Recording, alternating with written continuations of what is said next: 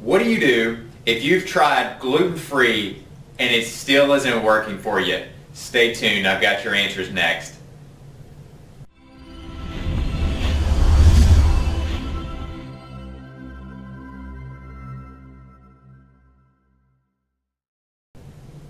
Hi, I'm Dr. Arland Hill with Food, Function, Freedom.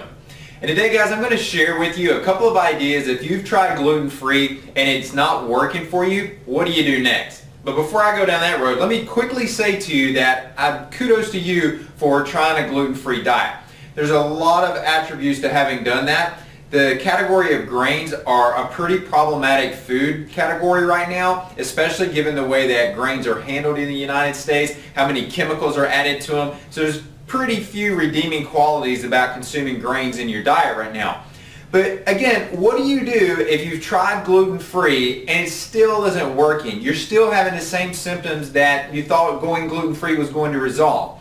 Well, let me give you a couple of ideas of where you want to look next. Number one on your list is going to be looking at some foods that are cross-reacting. So actually, rather than just going gluten-free, going true gluten-free. Now, what's the difference between the two?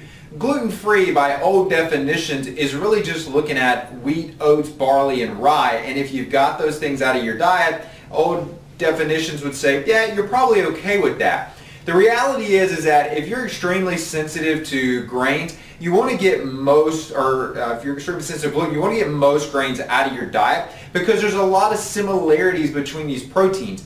Gluten is not one simple thing. Gluten is a big category of different types of proteins, and these proteins have enough similarity that you can start to react to them even when you're not eating the traditional wheat, oats, barley, rye. So as an example, if you're eating corn or if you're eating, say, rice, some of these types of things that, again, in and of themselves have their own problems regarding what gets added to them, how they're handled in the agricultural world, the amount of herbicides and pesticides that are applied to these things, as well as their genetic modification. Those are all concerns that these foods have. So just take all the grains out and be done with it. Now, here's the big one, and here's the one that'll slip by you. So if you've tried gluten-free and it's not working, this is absolutely the one you've got to put on your radar, especially if you've gone not just gluten-free but also grain-free.